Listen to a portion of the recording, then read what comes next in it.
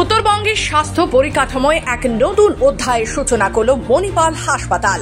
ভারতের অন্যতম বৃহৎ ও বিশ্বস্ত হাসপাতাল চেন্নাই মণিপাল হাসপাতাল এদিন আনুষ্ঠানিকভাবে ঘোষণা করলো যে মেডিকা নর্থ বেঙ্গল ক্লিনিক এখন থেকে পরিচিত হবে মণিপাল হসপিটাল শিলিগুড়ি নামে।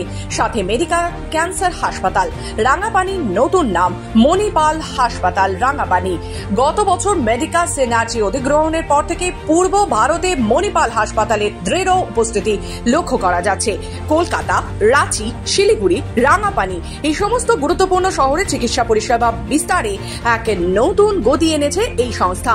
মণিপাল হাসপাতাল শিলিগুড়ি প্রাক্তন মেডিকা নর্থ বেঙ্গল ক্লিনিক 1976 সাল থেকে 36 লক্ষেরও বেশি রোগীকে চিকিৎসা পরিষেবা প্রদান করছে। বর্তমানে সেখানে 60 জন বিশেষজ্ঞ চিকিৎসক রয়েছেন। সাথে cardiology, neurosurgery, urology, gastroenterology, critical care বিভাগের সম্প্রসার চলছে। মণিপাল হাসপাতাল রাঙ্গাপানি এখন উত্তরবঙ্গের একমাত্র পূর্ণাঙ্গ ক্যান্সার কেয়ার সেন্টার। প্রতিদিন 150-টিরও বেশি রেডিয়েশন থেরাপি, মাসে 600 থেকে 700 কেমোথেরাপি ও 500-টিরও বেশি ক্যান্সার সার্জারি করা হয়। আগামী দিনে রাঙ্গাপানিতে চালু হবে 50টি অতিরিক্ত বেড, দ্বিতীয় লিন্যাক মেশিন, 3টি নতুন অপারেশন থিয়েটার বলেও জানান কর্মকর্তারা।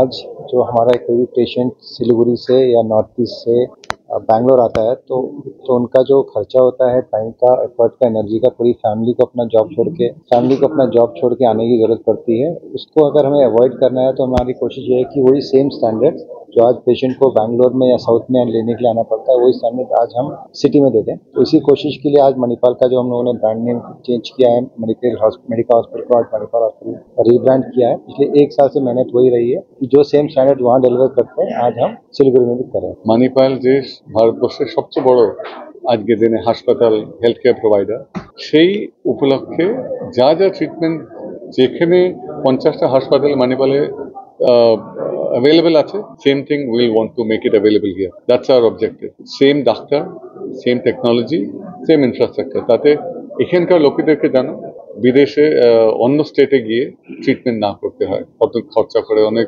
কষ্ট করে না যেতে হয়। আমরা যদি কোনো ডাক্তারের সাথে ভাবুন ব্যাঙ্গালোরে ট্রিটমেন্ট চলছে,